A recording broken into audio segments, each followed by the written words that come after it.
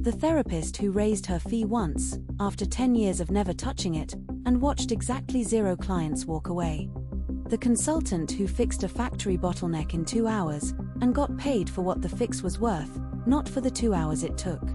The designer who started handing clients 3 prices instead of 1, and watched almost everyone pick the option sitting in the middle.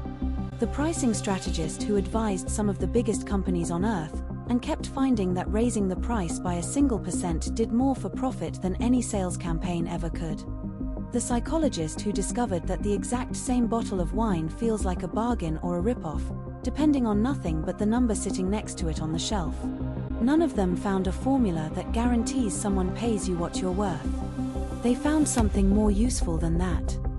These 10 books are what they found. And the number 1 pick isn't a pricing book at all. I ranked these by how much they actually change the number you write down the next time someone asks what you charge, not by how many copies they sold. And for each one, I'm going to break down the actual ideas inside. Not just the title and a one-line summary. Number 10. Value-Based Fees by Alan Weiss.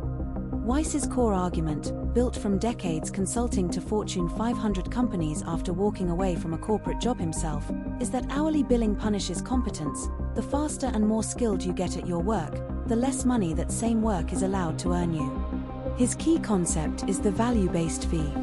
A price attached to the outcome you create, decided in conversation before either side has mentioned a number. Where you diagnose the client's actual objectives first, then the measurable value of hitting them, and only then propose a fee built on that value instead of the clock. A concrete example he gives. A consultant walks into a factory and fixes a bottleneck in 2 hours flat, a fix that would bill for a few $100s under an hourly rate. But the bottleneck had been costing the client $50,000 a month, and priced on that value instead of the time spent, the same 2 hours becomes worth thousands, not hundreds. Link to grab this one is in the description, timestamped below. Number 9. Pricing Creativity by Blair. Enns. Enns' core argument, built from running a design and branding agency before turning to consulting other creative firms, is that most freelancers and agencies lose money in the room, not because their price is wrong, but because they never controlled the structure of the conversation that led to it. His key concept is the options grid. Instead of quoting 1 price, you present a client with 3, a stripped-down version deliberately built to feel incomplete, a recommended middle option, and a premium version that exists mostly to make the middle one look reasonable. And Enns argues that once a client is comparing 3 of your own offers against each other, they've stopped comparing you to your competitors entirely. A concrete example he gives. Enns coaches a design firm to stop sending single-line quotes and start presenting all 3 tiers side by side in the same meeting. And the firm finds that clients almost never pick the cheapest option, because next to 2 better versions, cheap suddenly looks like the wrong answer instead of the safe one. What makes this book different from value-based fees is that Weiss is teaching you the philosophy of what your outcome is worth, while Enns is handing you the literal script and the visual layout of the meeting where you say the number out loud. Link is in the description. Number 8. The 1% Windfall by Rafi Mohammed. Mohammed's core argument, drawn from years advising companies on pricing strategy, is that most businesses and freelancers set their price by looking at their costs or their competitors, when they should be setting it by how differently their own customers actually value the exact same thing. His key concept is price sensitivity segmentation. The idea that inside any group of customers, some are hunting for the lowest number they can find, while others would barely notice if the price were meaningfully higher, because what they're actually paying for isn't the price, it's the certainty of a good outcome. And Mohammed argues that pricing for your most sensitive customer, the one who's going to negotiate you down no matter what, means leaving money on the table with everyone who was never that customer to begin with. A concrete example he gives. A company tests the same item at 3 different price points across 3 different customer segments. And the highest price point still converts at a healthy rate, because the customers buying it were never shopping on price, they were shopping on outcome, and a lower number wouldn't have made them any more likely to say yes. What makes this book different from Pricing Creativity is that Enns is structuring the conversation and the options you lay on the table, while Mohammed is working a step earlier, figuring out who's even in the room and how differently each of them values what you're about to offer. Links in the description. Number 7. Monetizing Innovation by Ramonajom and George Tack. Ramonajom and Tack's core argument, built from studying more than 70 product and service launches, is that most new offers don't fail because the work itself was bad, they fail because the price was decided last, bolted onto a product that was never designed around what people would actually pay for.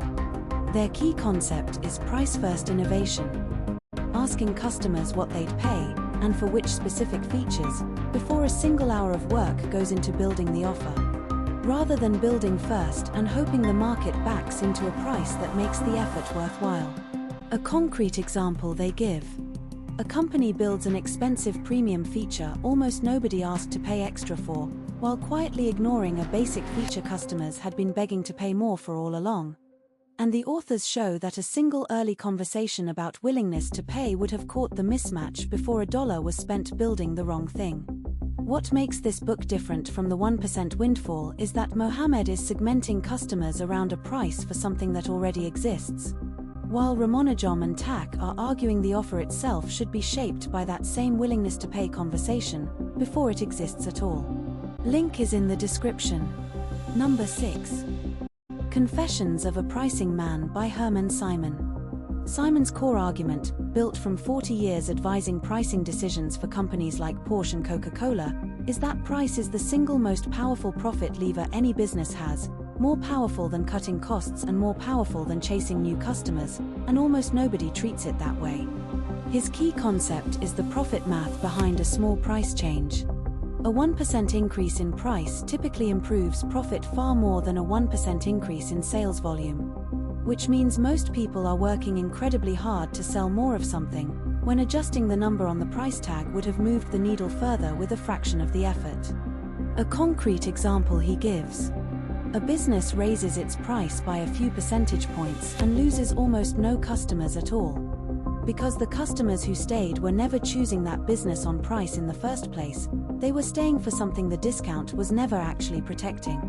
What makes this book different from Monetizing Innovation is that Ramonajom and Tack are operating at the level of a single product launch, while Simon is proving the exact same 1% math holds at the scale of an entire company's pricing decisions across decades, whether it's a freelancer's invoice or a car company's sticker price. Links in the description. Number 5. Positioning by Reese and Jack Trout. Reese and Trout's core argument, published after years working in advertising and watching brands fight for the same customers, is that you don't win by being better than the competition, you win by being different, and by owning a specific position inside your customer's mind that nobody else can occupy. Their key concept is the battle for the mind. Not the market, the mind, since customers don't compare products directly, they compare the mental shelf space each brand has already claimed.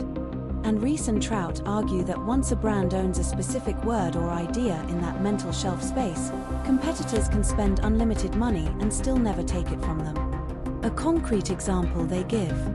A car brand claims the single word safety in buyers' minds decades ago. And once that position was owned, no competitor could dislodge it no matter how they priced against it, because the brand wasn't being compared on specs anymore, it was being chosen before the comparison even started. What makes this book different from Confessions of a Pricing Man is that Simon proves price is the most powerful lever a business has, while Reese and Trout go a step further back and argue that lever only works once you've claimed a position distinct enough that customers stop shopping you against everyone else in the first place. Link is in the description. Number 4. Company of One by Paul Jarvis. Jarvis's core argument, written after building a one-person business he deliberately refused to scale, is that growth isn't automatically the goal, and that a business built around a single person's real capacity can be more profitable, more sustainable, and far less miserable than one chasing size for its own sake. His key concept is staying intentionally small. Better instead of bigger, a phrase Jarvis returns to again and again. Meaning the target isn't maximum revenue, it's enough revenue, earned at a price that respects how much any one person can actually do well. A concrete example he gives. A freelancer deliberately raises prices and takes on fewer clients instead of chasing more of them. and ends up earning more, working less, and doing sharper work for each remaining client, because the math of enough turned out to require far fewer clients than the math of more. What makes this book different from Positioning is that Rees and Trout are teaching you how the market perceives you, while Jarvis is asking a more basic question underneath that: what if the entire goal was never to get big enough to need that kind of market power at all? Links in the description. Number 3. So Good They Can't Ignore You by Cal Newport. Newport's core argument, built from studying how people end up loving careers that started out completely unremarkable, is that follow your passion is close to useless advice, and that the real path to work you can charge a premium for is accumulating rare and valuable skill first. His key concept is career capital. The specific, hard-won skills and results that are rare enough and valuable enough that people are willing to trade real money for them. And Newport argues that confidence and control over your own price only show up after career capital exists, never before it, no matter how much passion someone starts with. A concrete example he gives: a young professional turns down the advice to find work that feels meaningful immediately, and instead spends years deliberately getting excellent at one difficult, valuable skill. And once that skill is rare enough, the professional finds they can set the terms of their own work, including the price, because there are suddenly far fewer people who can do what they do.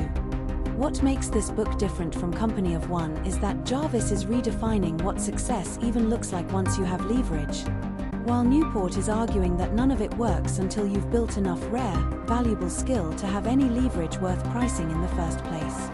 Link is in the description. Number 2. The 4-Hour Workweek by Tim Ferriss.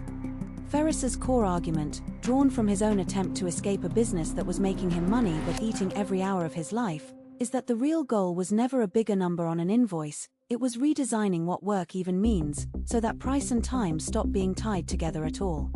His key concept is the deal method. Eliminate, automate, delegate, liberate.